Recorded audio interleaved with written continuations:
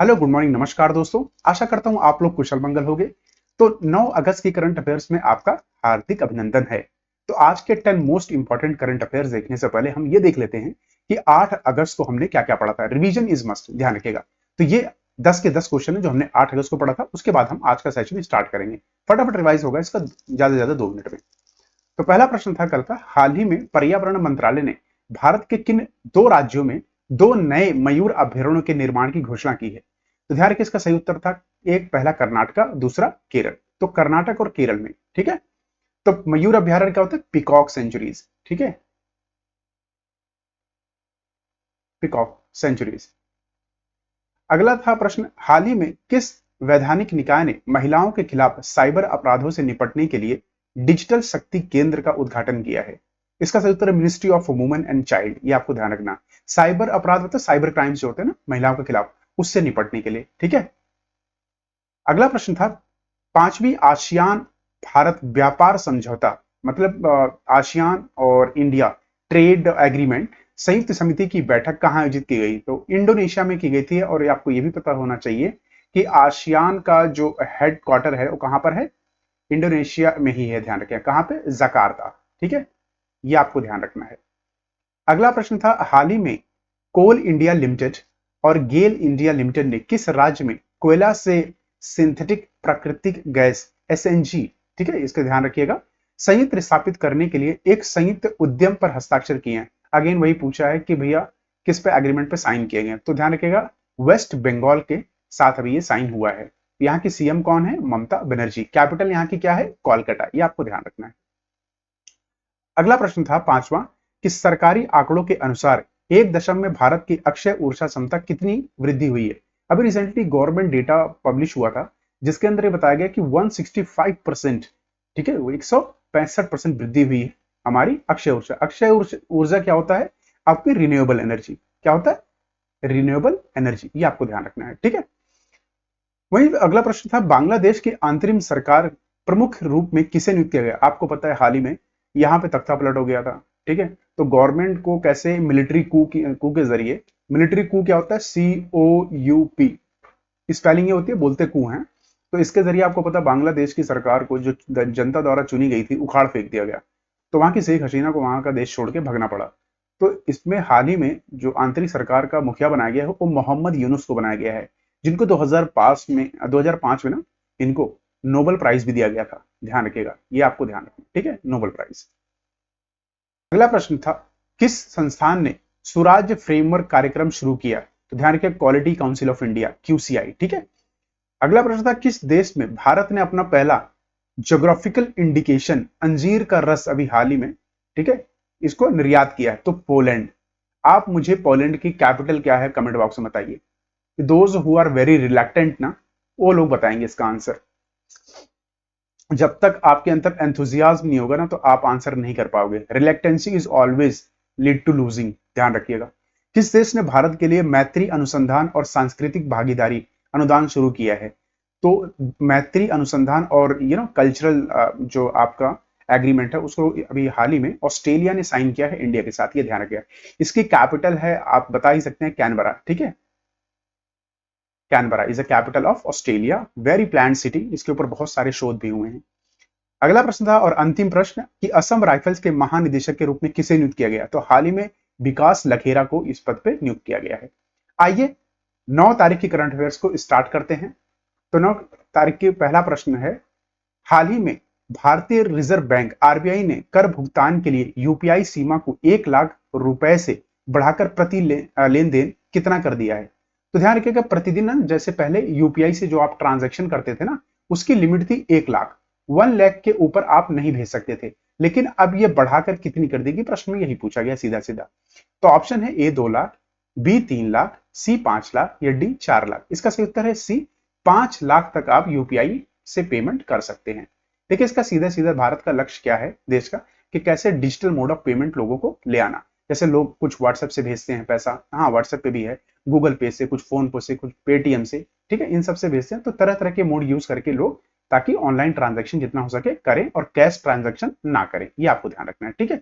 इसके साथ मूल्य, अगर हम इसके इंपॉर्टेंट पॉइंट्स पे जाएं तो इस कदम का उद्देश्य डिजिटल भुगतान को बढ़ावा देना, बड़े लेन देन की सुविधा को प्रदान करना और करदाताओं को सुविधा प्रदान करने और डिजिटल भुगतान अपनाने को प्रोत्साहित करने के लिए नकदी पर निर्भरता को कम करना है। वहीं अगला था यूपीआई, भारतीय राष्ट्रीय भुगतान एनपीसीआई द्वारा विकसित, मतलब इसको डेवलप किसने किया था? National payment corporation of India ने, और भारतीय रिजर्व बैंक, ठीक है, आरबीआई द्वारा इसको क्या, आरबीआई द्वारा इसको हमेशा क्या किया जाता है? तो रेगुलेट किया जाता है। ध्यान रखिए, क्या किया है? रेगुलेट, ये आपको ध्यान रखना है। ठीक है, नीचे आप ये देख सकते हैं कि रेगुलेशंस, ठीक है, अगर जिसको इंग्लिश में पढ़ना है तो नीचे आप देख सकते हैं कि पूरा मैंने हिंदी इंग्लिश दोनों में ही संस्करण को बनाता हूं, जिसमें बहुत मेहनत लगती है। तो किसी भी भाषा में हो आप, कोई भी भाषा की तकलीफ नहीं होना चाहिए। भाषा एक माध्यम होता है जोड़ने का, कभी इसको तोड़ने का माध्यम नहीं होना चाहिए। वहीं इसको ध्यान रखिएगा, इसे 11 अप्रैल 2016 को लॉन्च किया गया था। उपभोगकर्ता आधार यूपीआई का 442 मिलियन व्यक्तियों का इस समय बहुत बड़ा उपभोगकर्ता आधार है। अगर हम बात करें कितने उपभोगकर्ता आधार हैं, तो अगर प्रश्न आता है, इस टाइम 424 मिलियन लोग इसको यूज करते हैं भारत में। अच्छा, वहीं अगर बात करें तो जुलाई 2021 में ना भूटान पहला देश बन गया था जिसने इसको अपनाया था, और कुल 12 देशों में भी यूपीआई चल रहा है। अभी हाल ही में किस किस ने अपनाया है? यूके और मॉरिशियस। ठीक है, वैसे तो भूटान ने पहला कंट्री थी जिसने अपनाया, दूसरी 12 कंट्रीज ने अभी अडॉप्ट किया है यूपीआई। तो यूके और मॉरिशियस ने अभी हाल ही में इसको अडॉप्ट किया है। आरबीआई की वहीं बात करें तो कब फॉर्म हुआ था? 1935 में। गवर्नर कौन है? शक्तिकांत दास, ये आपको ध्यान रखना है। आइए अगला प्रश्न देखते हैं। अगला प्रश्न है, ओलंपिक 2024 की हॉकी स्पर्धा में किस देश ने कांस्य पदक जीता? ए इंडिया, बी स्पेन, सी नीदरलैंड या डी जर्मनी? तो ध्यान रखिए, इसका सही उत्तर है ए, भारत ने इतिहास रच दिया। आज 58 साल का इंतजार खत्म हुआ और भारत ने हॉकी में स्पेन को हरा के अपने नाम ब्रॉन्ज मेडल कर लिया। ये आपको ध्यान रखना है। ठीक है, ब्रॉन्ज मेडल कौन लेके आया? तो इंडिया। ठीक है, ये आपको ध्यान रखना। और यही फाइनल मैच अब नीदरलैंड और जर्मनी के बीच में होगा। अब देखते हैं कि कौन जीता है फाइनल। इसी के साथ ओलंपिक्स में हुए सभी चीजें हम फटाफट सभी क्वेश्चंस को अभी हाल ही में रिपीट कर लेते हैं। ठीक है, ये आपको ध्यान रखना। वहीं स्वप्निल कुसाले ने पुरुष की 50 मीटर राइफल में कांस्य पदक जीता था, ये आपको ध्यान रखना है। वहीं सौरभजोत सिंह ने पेरिस ओलंपिक्स में भारत के लिए ब्रॉन्ज मेडल जीता है, किसमें? पिस्टल। ठीक है, किसमें? पिस्टल में। ठीक है, अगला, पेरिस ओलंपिक्स 2024 में 2 कांस्य पदक जीता मनु भाकर ने। ध्यान रखिएगा, अगर कहा है कि किसने 2 पदक जीता है तो कांस्य पदक मनु भाकर ने, और दोनों ही किसमें? शूटिंग में। ध्यान रखिएगा, ठीक है, शूटिंग में। वही बिल्किश मीर को ना पेरिस में होने वाले 33वें ग्रीष्मकालीन ओलंपिक में 2024 में जूरी सदस्य बनाया गया, ये भी प्रश्न आ सकता है। अभिनव बिंद्रा 2024 के ना पेरिस ओलंपिक के लिए टॉर्च बीरर घोषित हुए थे। वहीं पेरिस ओलंपिक में भारतीय महिला ध्वजवाहक कौन थी? मतलब फीमेल जो फ्लैग बीरर, पीवी सिंधु थी। और पेरिस ओलंपिक्स में पुरुष ध्वजवाहक कौन थे? शरद कमल। थॉमस बाक को अंतरराष्ट्रीय पेरिस ओलंपिक का अध्यक्ष बनाया गया है। वहीं पेरिस ओलंपिक 2024 का मस्कट क्या है? ओलंपिक फ्रिज, ये आपको ध्यान रखना। नेक्स्ट क्वेश्चन देखते हैं। नेक्स्ट क्वेश्चन है, किस राज्य ने स्थानीय निकाय चुनाव लड़ने के लिए 2 चाइल्ड पॉलिसी को रद्द कर दिया? अभी हाल ही में, ध्यान रखिए, इसको रद्द किया गया है। आइए ऑप्शंस देखते हैं। ए आंध्र प्रदेश, बी तेलंगाना, सी राजस्थान या डी छत्तीसगढ़? इसका सही उत्तर है ए। अभी आंध्र प्रदेश सरकार ने इसको निरस्त कर दिया। ध्यान रखना, 2 चाइल्ड पॉलिसी को एबॉलिश कर दिया है। इससे पहले क्या था कि अगर वहां पर आपको लोकल बॉडी इलेक्शंस लड़ने हैं ना, तो उसमें क्या होता है कि अगर 2 बच्चों से ज्यादा आपके बच्चे हैं तो आपको क्या होता था कि चुनाव नहीं लड़ने दिया जाता था। तो इसको कहीं ना कहीं अभी क्या हुआ, वहां पर ना जो पॉपुलेशन है वो एजिड होने लग गई। एजिड मतलब वहां की पॉपुलेशन क्या हुआ कि 60 साल से ऊपर 11% वहां की पॉपुलेशन पहुंच गई, जो कि बहुत ज्यादा है। 60 ईयर से 11% पहुंच गई। बता रहे हैं 2047 तक ना ये पॉपुलेशन 20% पहुंच जाएगी। इसी के डर से ये खत्म किया गया, ये ध्यान रखिएगा। कहीं ना कहीं हेल्प तो करेगा ही नहीं ये अब, क्योंकि कई लोग क्या होता है, बच्चे पैदा नहीं करते थे कि भैया हम इलेक्शन नहीं लड़ पाएंगे। ठीक है, इसी के साथ इसके मोस्ट इंपॉर्टेंट पॉइंट अगर देखें तो आंध्र प्रदेश सरकार ने घटती प्रजनन दर को देखते हुए स्थानीय निकाय चुनाव लड़ने के लिए 2 बच्चों की चाइल्ड पॉलिसी को समाप्त कर दिया है। यह भी पता चला है कि वर्तमान में राज्य की 11% आबादी 60 वर्ष से अधिक हो गई है। वहीं राष्ट्रीय प्रजनन दर कितना है अभी? रिसेंटली नेशनल फर्टिलिटी रेट 2.1%, ये आपको ध्यान रखना है। आंध्र प्रदेश में केवल 1.5% ही है क्या? प्रजनन दर। ठीक है, फर्टिलिटी रेट। आंध्र प्रदेश की राजधानी है अमरावती। कई बार प्रश्न आ जाता है। सीएम इसके चंद्रबाबू नायडू हैं, गवर्नर सैयद अब्दुल नजीर हैं। ये मैप अगर देखेंगे आप तो इसमें पता चलेगा। ये देखिए, ये हैदराबाद पहले इसकी राजधानी थी, अब किसकी है? तेलंगाना की, है ना, आपको पता ही होगा। तो आंध्र प्रदेश की अमरावती ये नया कैपिटल बना है, ठीक है, विजयवाड़ा के पास। और मोस्ट इंपॉर्टेंट जो यहाँ की रिवर है वो कृष्णा है, और इधर पेनियार रिवर, ठीक है, पेनियर रिवर जिसे बोलते हैं। अब अगर अगर यहाँ पे और देखा जाए तो गोदावरी रिवर यहाँ से आती है, ठीक है। मछलीपट्टनम पूछ लिया था कहाँ पर स्थित है, तो यहाँ के मछलीपट्टनम यहीं पर है, ठीक है। आइए अगला प्रश्न देखते हैं। अगला प्रश्न है, यूपी और बिहार में नमामि गंगे मिशन 2.2 परियोजना के लिए आवंटित कुल स्वीकृति राशि क्या है? अभी हाल ही में केंद्र सरकार ने ये नमामि गंगे परियोजना के तहत एक राशि अलॉट की है, ठीक है। तो नमामि गंगे का कौन सा फेस है? दूसरा फेस है, ठीक है, ये आपको ध्यान रखना है। आइए ऑप्शन देखते हैं। ए 1000 करोड़, बी 850 करोड़, सी 500 करोड़ या डी 920 करोड़। इसका उत्तर है डी 920 करोड़ रुपए आवंटित किए गए हैं यूपी और बिहार में नमामि गंगे परियोजना को नामांकित करने के लिए, आपको ध्यान रखना है। इसी के साथ ये मोस्ट इंपॉर्टेंट पॉइंट अगर हम इसकी देखें तो आपको ध्यान रखना है कि मोस्ट इंपॉर्टेंट पॉइंट में इस परियोजना से प्रतिदिन 145 मिलीलीटर की एमएलडी सीवेज शोषण क्षमता बढ़ेगी। मतलब कि इसको सीवेज जो ट्रीटमेंट प्लांट है ना, वो कहीं ना कहीं 145 मिलीलीटर बढ़ जाएगी। और साथ में मेगालीटर, सॉरी नॉट मिलीलीटर, मेगालीटर, तो बेहतर सीवर नेटवर्क उपलब्धता होगी, ठीक है। क्योंकि आपने देखा होगा कितनी ज्यादा पोल्यूटेड होगी गंगा रिवर, ठीक है। खासकर जो यूपी का स्ट्रेच है ना, यूपी बिहार, ये ज्यादा पोल्यूटेड है।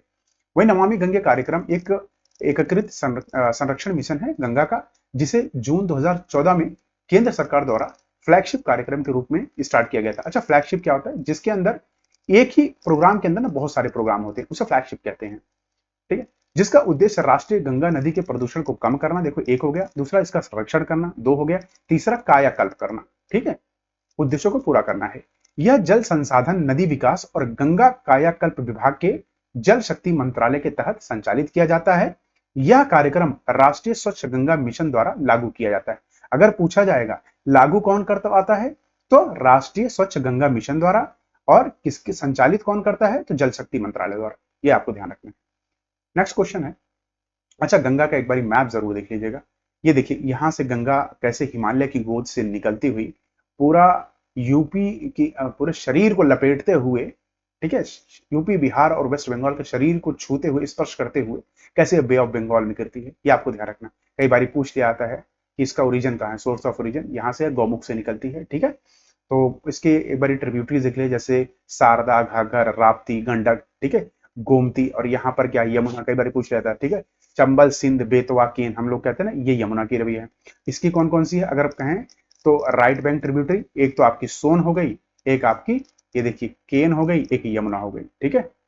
तो केन तो सॉरी यमुना की है, ये आपको ध्यान रखना, ठीक, कई बार पूछ लिया था। आइए अगला प्रश्न देखते हैं। अगला प्रश्न है, भारतीय सेना ने हाल ही में पर्वत प्रवाह अभ्यास कहां आयोजित किया?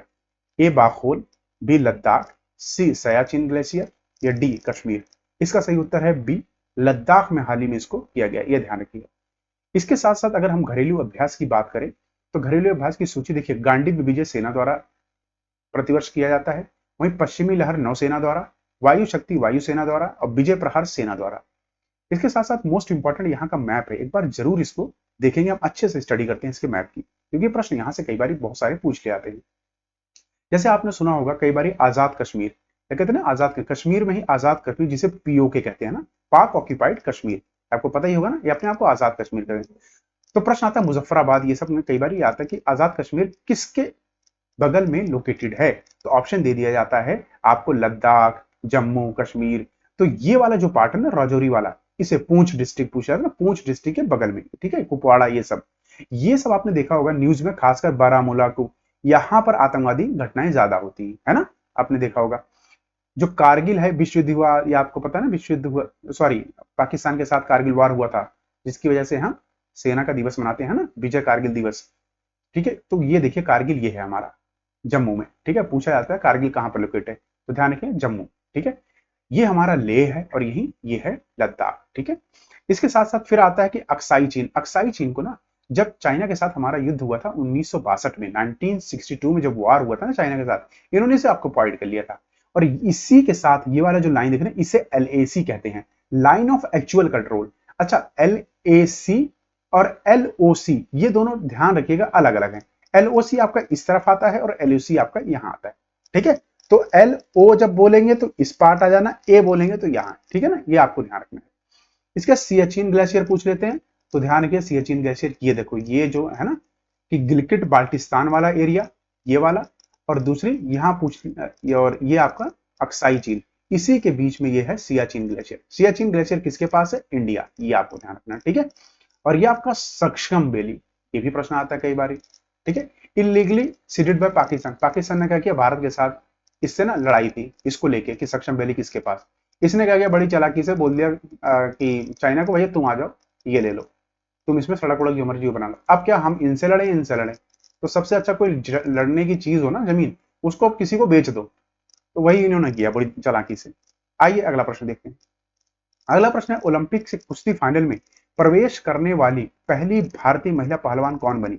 ए साक्षी मलिक, बी विनेश फोगाट, या सी अंतिम पंघल, या डी मीराबाई चानू। इसका सही उत्तर है बी विनेश फोगाट। अभी हाल ही में इन्होंने ओलंपिक्स के फाइनल में एंट्री की वुमेन रेसलिंग में, लेकिन 100 ग्राम इनके वजन का कह रहे हैं बचलते। आई डोंट नो कि whether it was a conspiracy against her और it was really she has just overweight of 100 grams only.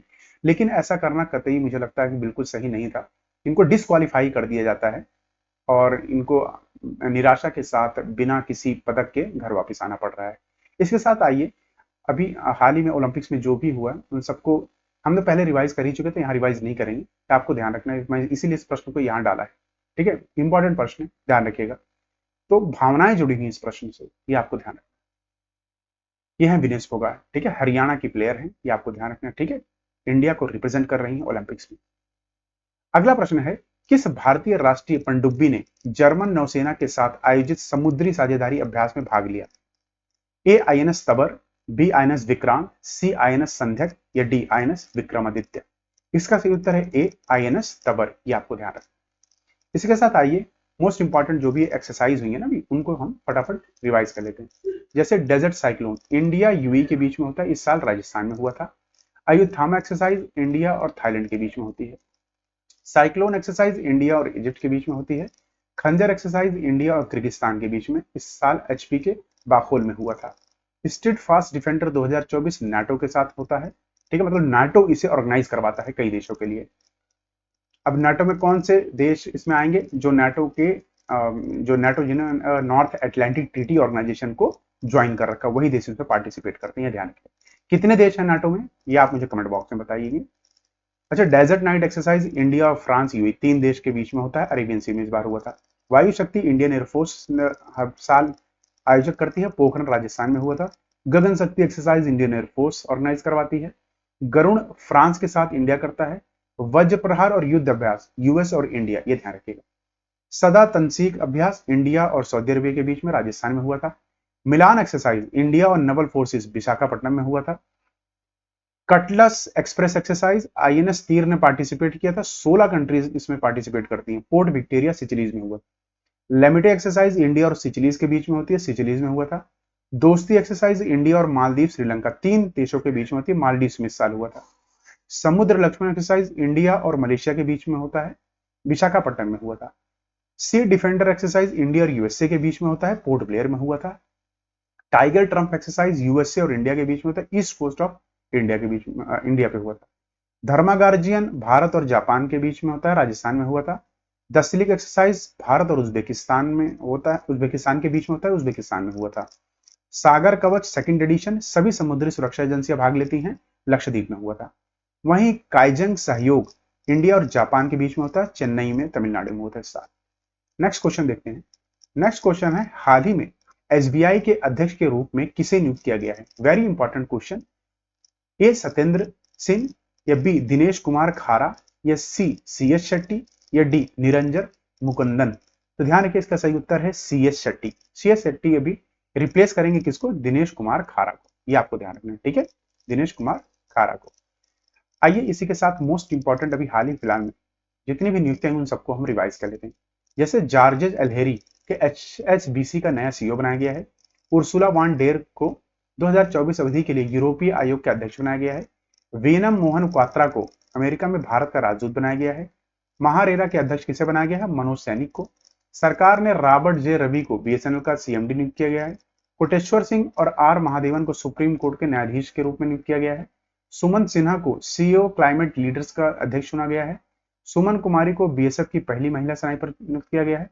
अनुराग अग्रवाल को संसद सुरक्षा का प्रमुख बनाया गया है। एएम खानविलकर को लोकपाल अध्यक्ष बनाया गया है। इंद्रमणि पांडे को बिम्स्टेक जनरल सेक्रेटरी बनाया गया है। रघुराम अय्यर को भारतीय ओलंपिक संघ का सीईओ, अनिल कुमार लोहटी को ट्राई का हेड और नवाब सलाम को आईसीजी के नए अध्यक्ष, सिंधु गणपति को दक्षिण रेलवे की पहली महिला ट्रांस महिला टीटी, राष्ट्रीय चिकित्सा आयोग के नए अध्यक्ष बीएन गंगाधर और मानोला मार्कोस भारत फुटबॉल की टीम की मुख्य कोच है।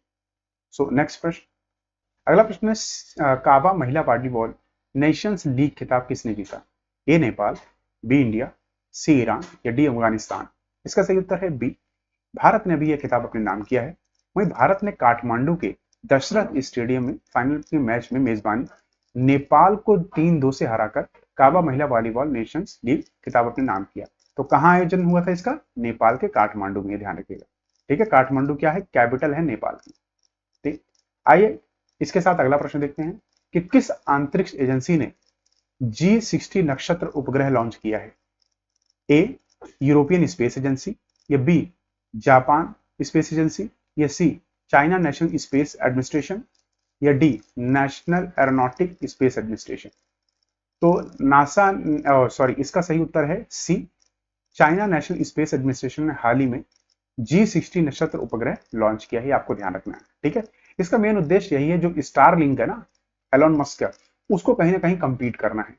ठीक है, उसको कहीं कहीं कंपीट करना है, इसीलिए उन्होंने ये अभी हाल ही में बहुत सारी सैटेलाइट लॉन्च की है। कॉन्स्टलेशन का मतलब ही होता है गुच्छा, ये आपको ध्यान रखना है। ठीक है, इसके साथ आइए इसके बारे में इंपॉर्टेंट डिटेल देखें। तो चाइना ने 6 अगस्त 2024 को ताइवान सैटेलाइट लॉन्च सेंटर से 18 G60 उपग्रहों को पहले समूह को लो अर्थ ऑर्बिटल में सफलतापूर्वक लॉन्च किया है। तो ध्यान रखिए, लो अर्थ ऑर्बिटर में किया है, 18 सैटेलाइट्स हैं G60 उपग्रहों को। ठीक है, इसका लॉन्च मार्क 6A रॉकेट से किया गया है। अगर पूछा जाए कौन से, मार्क 6A रॉकेट। चीन राष्ट्रीय अंतरिक्ष प्रशासन का गठन 1993 में हुआ था, ये आपको ध्यान रखना। साथ यह संस्करण पूरा हुआ। आप सभी का शुक्रिया जिन्होंने पूरा संस्करण देखा। कृपया कर अपने दोस्तों से वीडियो जरूर शेयर करिए और हाँ, अपने स्टडी ग्रुप में शेयर करना ना भूलें। कल फिर मिलेंगे, अपना ख्याल रखिए। जय हिंद, जय भारत।